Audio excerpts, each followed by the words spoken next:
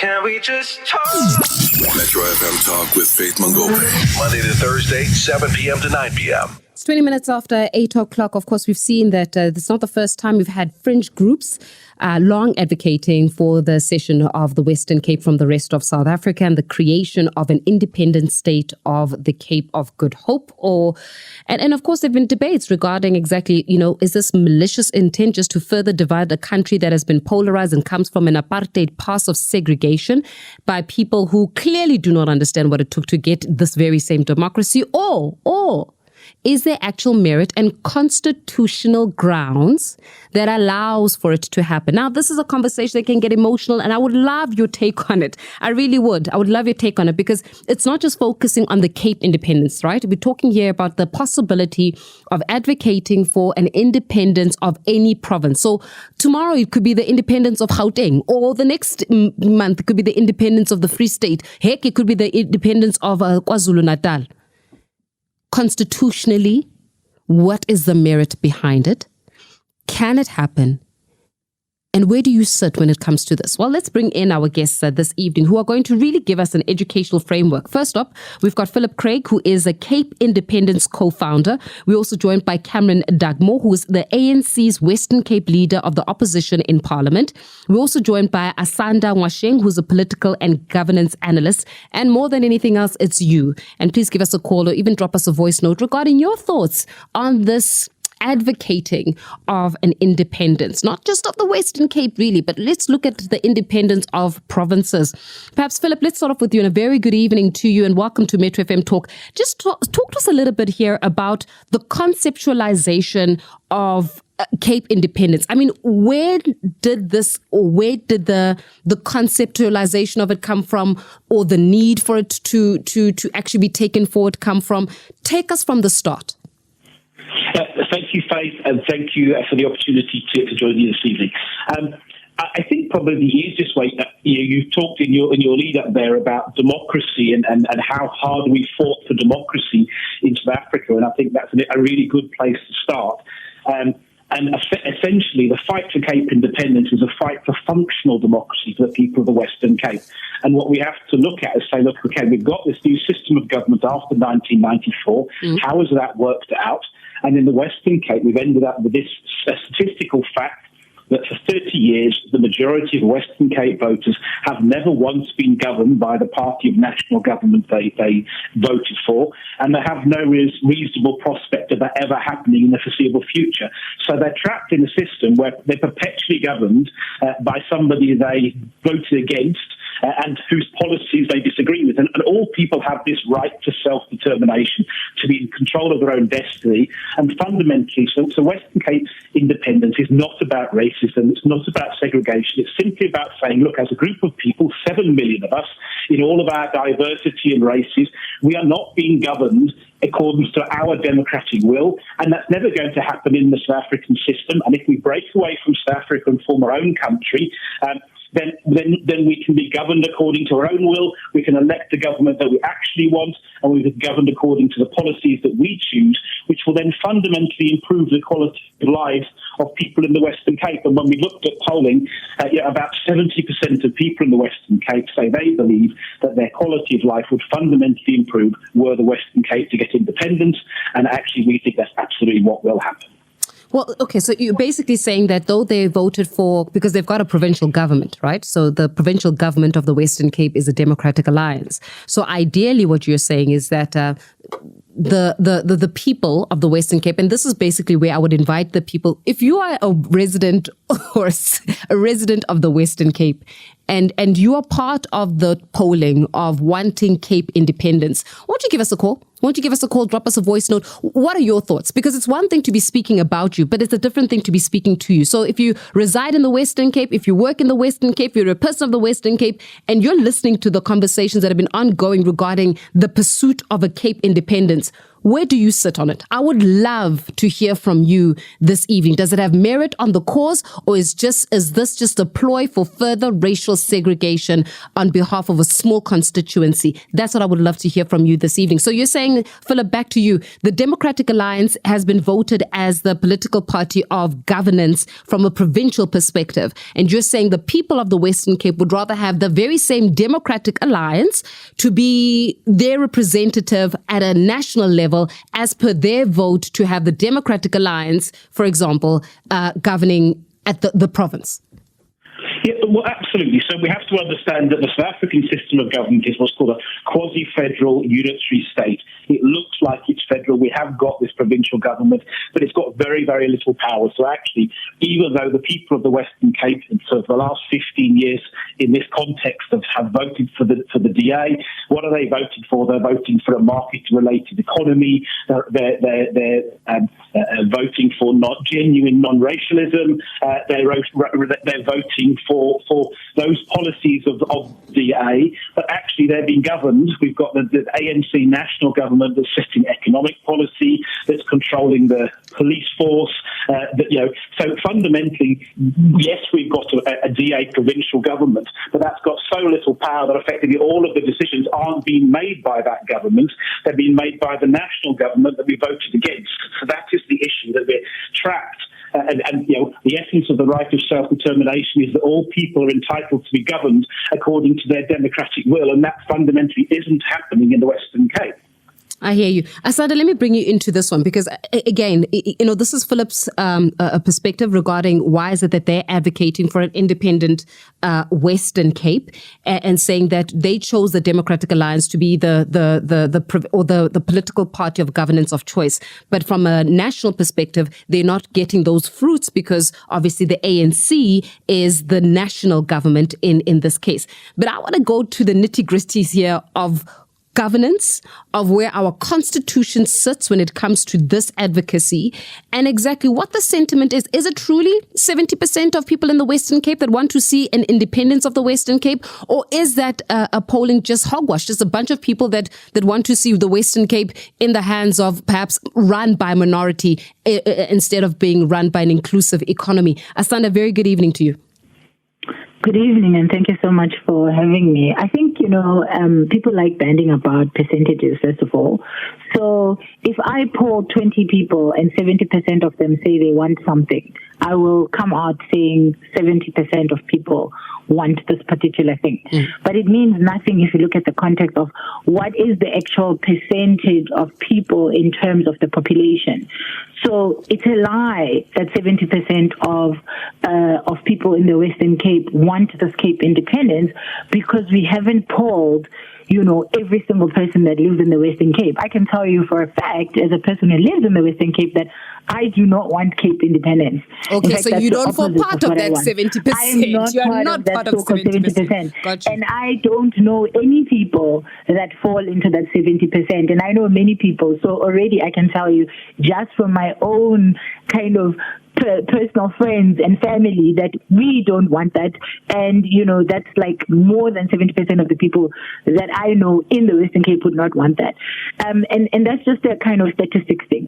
The second thing is that, I find, this whole argument so morally bankrupt, right? Because what is South Africa? What is South Africa? South Africa is a country that was developed post-1994, right? And it was developed on the premise that we were going to unite, no longer be bits and pieces of country determined and ruled by different people. There's a context for why South Africa is the way that it is. It's not just kind of a matter of it's not in a whim. There's a reason why South Africa is a unitary state with quasi-federal, federal parts to its system. So it's a lie, again, to say that South Africa is federal. It's not. It's a unitary state with quasi-federal elements to the system. And there are reasons for that. I think, if you understand South Africa's history, where we come from. South Africa comes from a history of colonization first, and then when colonization was done, it comes from a history of apartheid. And within this system of apartheid in particular, there were these things called homelands, which were allegedly supposed to be independent states where black people, native South Africans, were basically relegated to these pieces of land, and they were usually the least productive pieces of land, and the white people were given the most productive pieces of land. And so, in fact, Cape Town itself, why does Cape Town happen to not have as much by way of rural black communities? Why does Cape Town itself happen to not have black homelands? And precisely because Cape Town used to be the seat of the Cape colonial government, and the Cape colonial government fought very hard to make sure that black people never had a place in Cape Town. And how did Cape Town, for example, happen to have the largest colored population in South Africa? That was not by default either. This happened because it started off, in as early than 1950, but 1950 you have the declaration of a new population group which did not exist officially before 1950, called the colored population. And this is a group of people that essentially were thrown in. Anybody that the apartheid department, the apartheid government could not define as either black or white were thrown into this.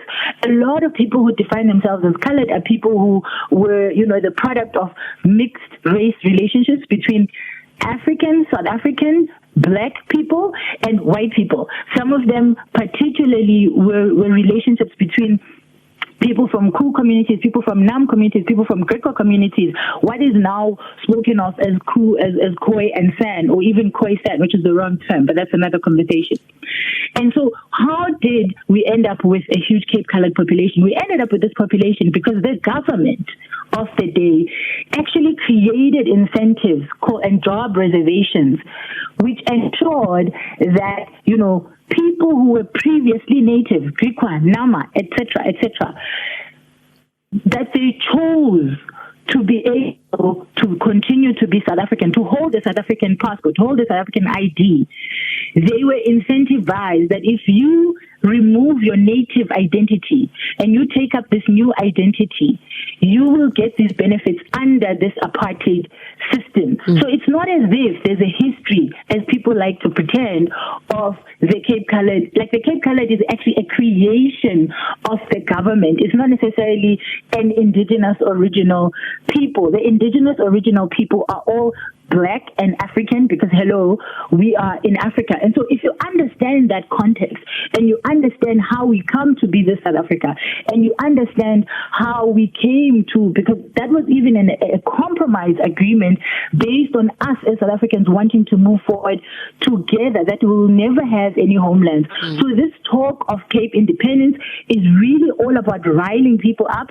It's really all about pretending as if we don't know the history of South Africa and how South Africa came to be a unitary state. Just to interject there, I want us to also get into the constitutional framework of this, because I was reading on this saying that, and a lot of it would be there've been conversations regarding holding a referendum on the matter of the Western Cape, and from what I understand, the issue around referendums is Section 84(2)(g) of South Africa's constitution, where it reads, the President of South Africa has the power to call a national referendum in terms of an act of parliament. Similarly, the Premier of a province has the power to call a referendum in the province in terms of Section 1272F.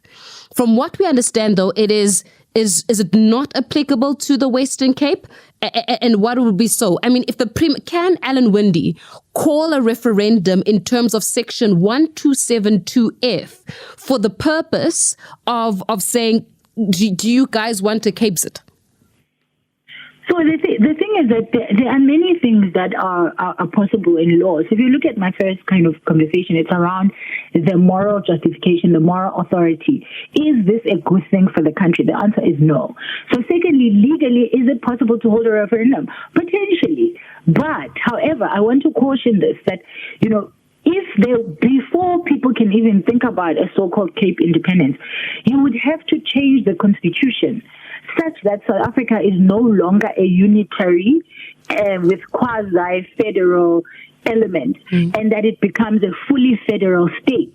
And so this pretends that this thing that people are pushing and essentially lobbying for possible is one big lie. In the same way that, we've just had, for instance, changes to our political system so that it's not only proportional representation, but also you're able to have independent candidates, and there's various electoral reforms that happen.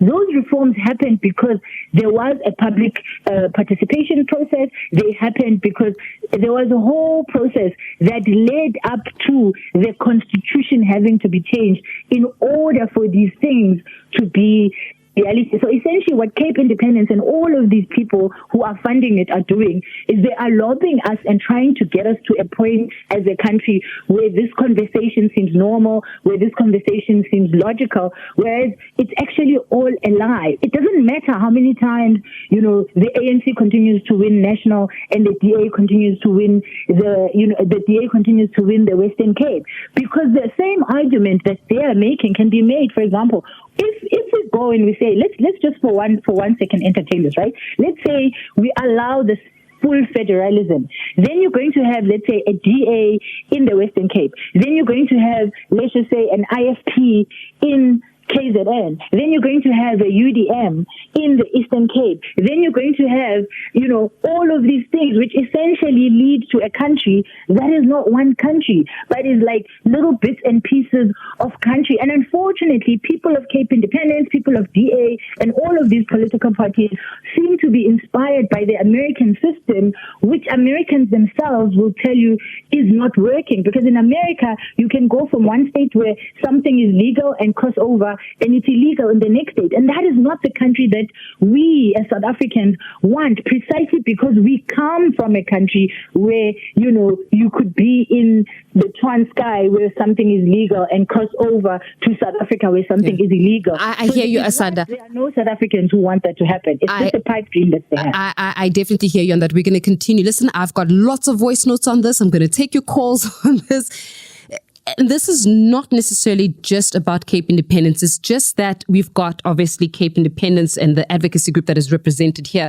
But it's also about, hey, tomorrow you're going to have KZN seeking independence. Next day, you're going to have the Free State. Hey, who's to say Gauteng is not going to seek independence of its own? Constitutionally, is it possible? Is it possible to indeed call a referendum as per the sections that I've just outlined? I know that when it comes to the president can call it in terms of section 84(2)(g) of the Constitution. But in terms of the provinces, can they actually utilize section 127(2)(f)? That's the question. Cameron, let me bring you into this one before I go to voice notes, and we can all have a gand on what South Africans are saying on this one.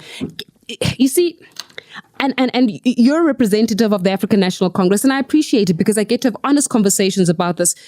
Would you not say that, Cameron, the problem here was the precedent that was set by the allowing of an existence of an Orania in the context of a democratic South Africa to exist?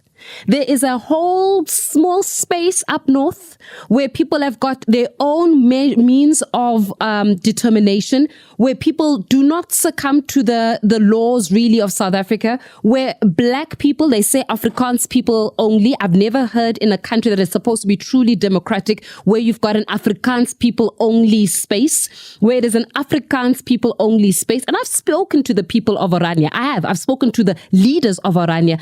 There's a precedent that was set about allowing for a space in our democratic dispensation to exist, and yet we call ourselves a rainbow nation, but there are Afrikaners who don't allow black people to come in there and live among them. So when they're calling for the Cape independence, should we really be surprised, Cameron?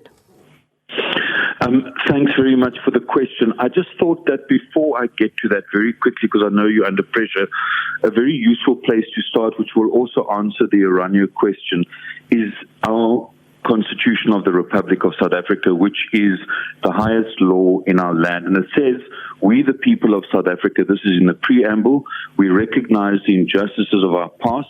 We honor those who suffered for justice and freedom in our land. We respect those who have worked to build, develop our country, and we believe that South Africa belongs to all who live in it, united in our diversity. We therefore, through our freely elected representatives, adopt this constitution as supreme law. So as to, I won't go into the issue of healing the divisions of the past, laying foundations, quality of life. Now, That is the highest law of the land. And I think, as you said in the beginning of this program, and I don't want to dwell on that, but those who know our history, those who were part of the struggle, know the sacrifices that led to us creating a united, democratic country. So when you use the example of Oranje, there are 9 provinces in South Africa which have particular powers, and that's another debate we can have. But Oranje is not independent. It is not a place where you can break the laws of South Africa. Clearly, that community has tried to define itself, and I, like you, have also got those concerns. But every single law in South Africa applies to Oranje, so it is a racist incident. We actually have the Equality Court and so on. And I think it's important that you've raised that issue, because there is a potential that kind of situation begins to undermine our very constitution. I think the second thing, so that's to answer your question. Before you go to the second thing, Cameron, I want to just labor on the first point that you've made. Tsepo from Soweto tomorrow, can Tsepo go and plant a 4-room house in Oranje tomorrow and Tsepo will be safe? Because if Oranje is truly subjective to the laws and to the mandate, and to that means that the SAPS is supposed to go into Oranje wherever it is that they feel like to go and patrol there. I wonder when was the last time the South African Police Service went into Oranje. Number 2, it means that Tsepo or TD Faith Mangope can go into Oranje and say, you know what, I've spotted a property in Oranje and I want to move to Oranje. I tell you one thing, they said Afrikaners only. I'm not Afrikaner. I tell you one thing, I don't think anybody who is black can move into Oranje and say, I'm going to plant there and be safe. Can they do that? Can we really guarantee that a South African who is black, who is not Afrikaans speaking, can plant a house in Oranje and they will not be, and something will not happen to them?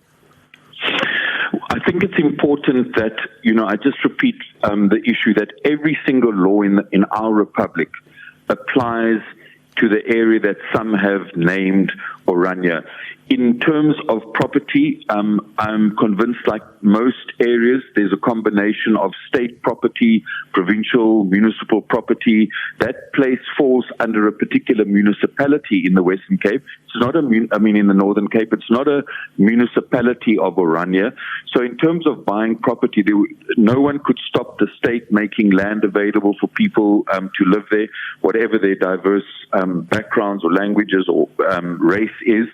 And the only way, and this happens in a number of communities where there's private ownership of particular pieces of land, and you have someone who's unwilling to sell to a black person from Gauteng, that is a particular issue. But there is nothing of our laws in this country that do not apply to Oranje. I think it'd be good to get the Premier of the Northern Cape also to answer questions, or the police, about patrolling. But there's no police in Oranje. There's a South African police, there's a South African Defence Force.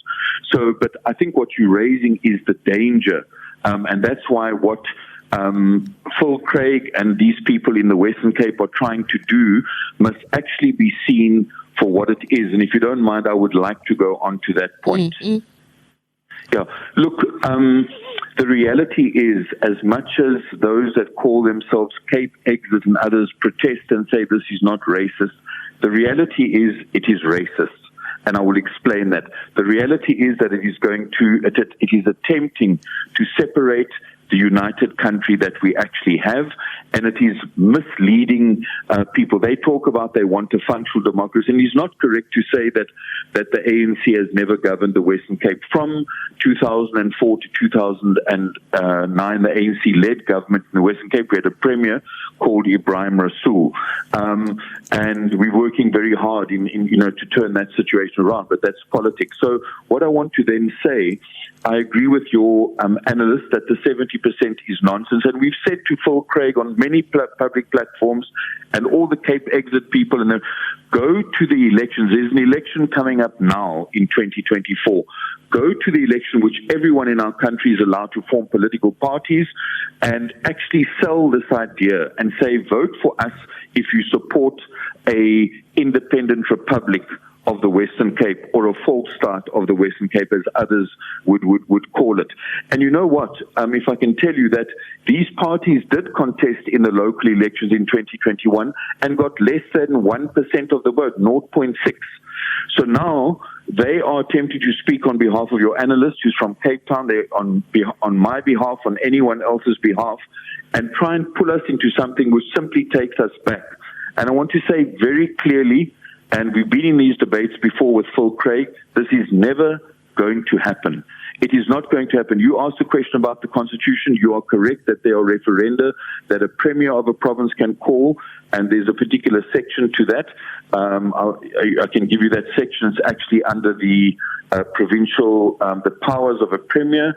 It is clause 130 point, the powers of the premier. It's under the powers of the premier that he can call a referendum. But it's absolutely fallacious to say that a referendum can just change South Africa's constitution. You could have imagine if we wanted a referendum on whether all land should be immediately nationalized, or a referendum on whether there should or should not be a death penalty. The issue is a referendum on any subject is going to be constituted, is going to be assessed in terms of the Republic of South Africa's constitution, which was a product of democratic elections by the whole of South Africa. Why should one province be able to have a referendum? And even they can have a referendum, but why should a province be able to decide on its own future when the country as a whole decided on a united country with provinces with particular powers? I hear you, Cameron. Let me take a couple of your voice notes. I've got so many voice notes to get through. Philip, I'm going to come back to you as well to get a response. Asanda's still with us. I know that she has to run to an interview. I'm also going to welcome into the conversation Tobani Zigalala as well. Hey, people of the Western Cape, there are conversations that are being held about you and your supposed wanting 70% of you, according that have been polled apparently, wanting to have a Capesite, to establish a Cape of Independence, or an independent state of the Western Cape. Is that true? Is that what you want? Let's hear from some of you. You see, South Africa didn't develop 1994. It was long time. Africa, they plan. That was 1957. That is the plan that we will destroy our peoples. They have built kingdomship. Yes. And when you say South Africa developed 1994, that means you are young. You don't know the history you are saying. And you are a. Hi, Faith. It's General here. Let's not act as if it doesn't happen now. It does. We've got Orania. So it won't be something that is new. There's nothing new under the sun of South Africa. Orania, it's the perfect example. And we were thinking as well, no, you know what? The KZN as well should be like that. And then see what's what. And then go back to dark days. That's where it will end, in tears and blood. Good evening, Faith. Good evening to the guest there. Good evening to everyone else who's listening. Faith. I think the guest there is being disingenuous. I mean, how can you say the people of Western Cape want to pursue self-determination? That should be well within the confines of democracy, because he also speaks about democracy. And yes, self-determination being one of the facets of democracy, but you also have to accept the fact that we are having a majoritarian democracy. And if the preferred government doesn't win the elections, then they have to concede that. I mean, that is as simple as that. It's not practical what these guys want. It's not practical what these guys want. Shame. They must just get out and go to Australia, really. Good evening, Miguel. Good evening, Miguel. You know, Western Cape, it's not perfect, right? But they're still law-abiding citizens, and because the rules or the law is being enforced to them, in a nice way. So enforcement is very important, and this independency and the governance, the combination will make it more worse better than the way it was before. Because if you can check what is happening in Gauteng, Pretoria and Johannesburg, everyone is doing what they want because there's no governance there. Even if the governance is there, but it's not enforcing what they need to be enforced to the citizen. So I think this is the way to go, to tell you the truth. This is the way to go because, otherwise we are going nowhere. So the service delivery, it is remaining for the people just because of this type of governance. So I think this is the way to go. Yeah, look, we'll keep taking some more of your commentary on these very matters. Philip, let me bring it back to you. You know, and I want to be fair and objective to this, irrespective of sentiments and the like. The truth is, a lot of South Africans, or the majority of South Africans, feel as though services and promises that were made are promises that have not been kept. And in this instance, we're facing a very jaded country with people that are tired of lack of service delivery and are just seeking good governance.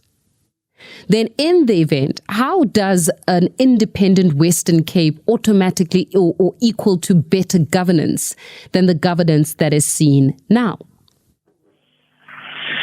Well, look, so maybe I'm going to answer in a slightly different way if I can, because I think I'd like to come back in a couple of those points, and then the second one will tie absolutely in with that. So I think, look, I get that South Africa has an emotional past, and actually a lot of the content I would describe that I've heard so far as being very historically inaccurate.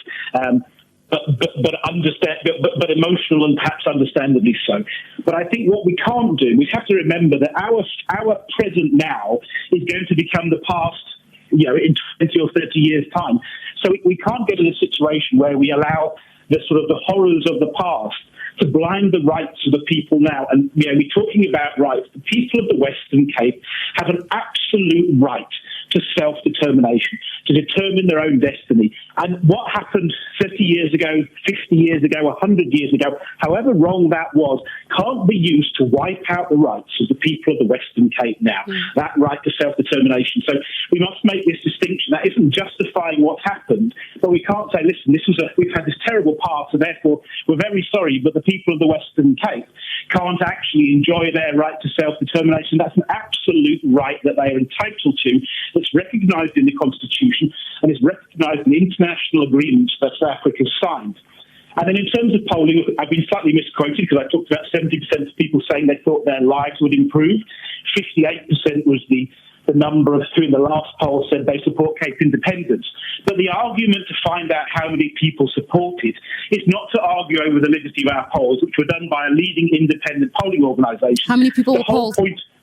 1,050, I think it was. So 1,050 people were polled out of the existence, as you were saying, of about 7 million Western Capers. And that 1,000 that were polled, 70% of 1,000, which is about, 700? So 700 people, basically, of the 1,000 or so that were polled, said that they would, they are seeking, or maybe life would be better governance under the guise of an independent state, and against a backdrop of about 7 million people that are living in the Western Cape. Does that poll in itself sound like a poll that even you yourselves should trust?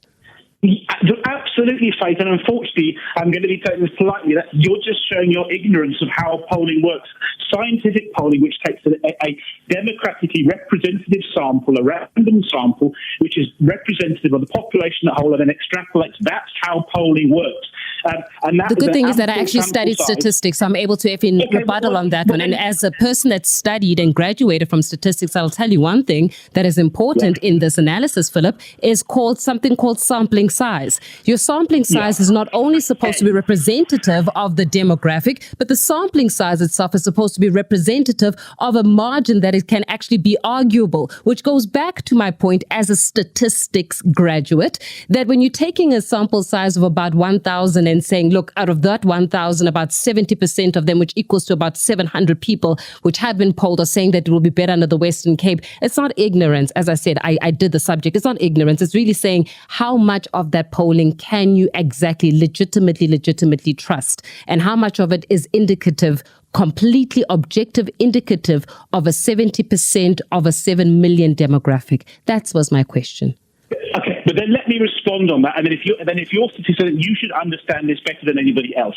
That polling number of 1,080 will generate a margin of error, which is, on our polling is at 5%, and that is how political polling works. And you can go and Google any of those polls that are running in South Africa, whether it's Ipsos, whether it's Victory Research, and they are the sample sizes that we use.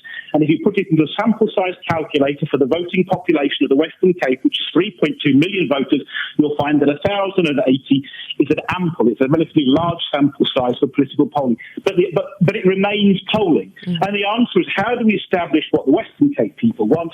Well, the Constitution makes provision for it. It says, well, we have the right to call a referendum and ask the people. So the answer to find out what the 3.2 million voters want is not for us to argue over whether the polling is accurate or not. It's to hold the referendum and give them the chance to find out, and then there is no debate. We can't say, look, hang on a second, we don't trust your polling, we haven't done our own polling, and you can hold a referendum, but we're not going to let you. Let's find out what the Western Cape people want, and then at least we've then got the starting point for a democratic decision which allows the people of the Western Cape to make decisions and to act in their own best interest in accordance with the Constitution and in accordance with international law. Let me go to you, Tabani. I mean, you're hearing this a conversation that has been happening, whether it's Cameron Dugmore from the African National Congress. We had Asanda joining us a while ago. We've got Philip Craig that is advocating for the independence of the Western Cape, saying that they're doing the polling and the like.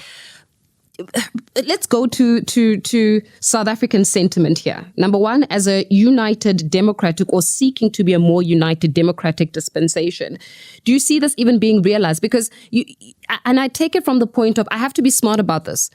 Words are powerful, Tobani. And there's something called inception. Yes. You are stupid. You say it little by little. You say it about 10 times, or you repeat it over a period of 3 months. That person starts believing it. I don't want to remove the power of words. Words and inception is powerful. And if you condition people to thinking in this direction, it will be no surprise that indeed people will start entertaining even the thought. So where are we in the entertaining of that? Faith, good evening. I come in very late into your conversation, but I think I get on the gist of it.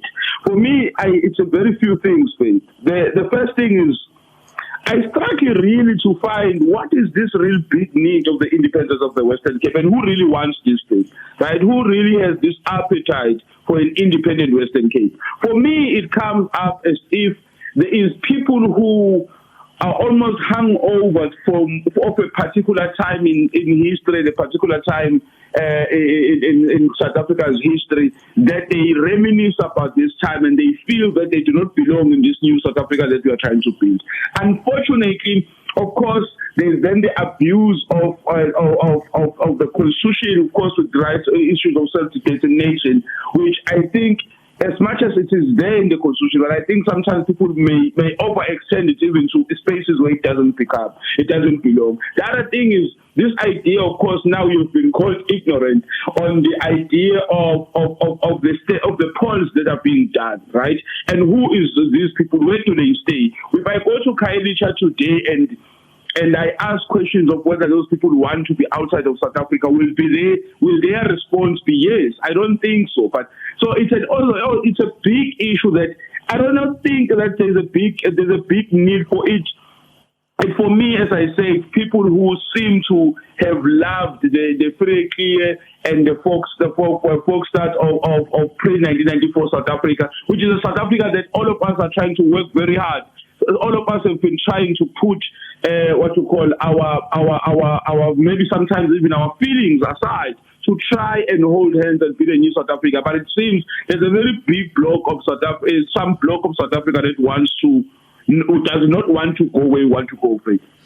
Do you see this, even the referendum, or even the idea of a referendum? I have to wrap very soon. But do you see, Tobani, even the idea or the inception or even the conceptualization of a referendum happening anytime soon? And when I mean anytime soon, I'm talking within the next 30 years or so. I do not think so, because I do not think there's anyone who really wants this thing to happen. I think those who want this thing to happen may not have the sufficient support for it to happen.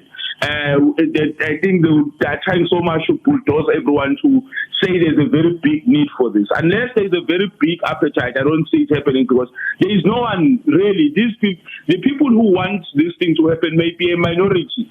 And we cannot be held into ransom by a minority because of this idea of self-determination. Unfortunately, we are a South Africa that is governed on the basis of a majority government. Of course, respecting the rights of minorities, but minorities cannot hold majorities in ransom because of some idea of self-determination. I think for me it's problematic, and that referendum, I don't see it happening. I have to leave it here, guys. I do have to leave it here. I've got to go home. We have run out of time. And I appreciate all of you. And I really do. And I appreciate the sentiments, because these are conversations that are being held. But until we are able to educate ourselves regarding the very same conversation, we're going to find ourselves wanting. So I have to thank my guests. Philip Craig, much appreciated, Cape Independence co-founder. Cameron Dugmore, ANC's Western Cape leader of the opposition in Parliament. Asanda Washeng, political and governance analyst. And we've also got our analyst as well, Tobani Zigalala, who was just joining us as we wrapped up the show. Much appreciated. Keep talking, keep having engagements about it. Up next, though, we've got, of course, Paul Mtechacha making sure that your evening is set with life and music. Until you and me talk again. Bye-bye. Can we just talk? Metro FM Talk with Faith Mangope. Monday to Thursday, 7 p.m. to 9 p.m.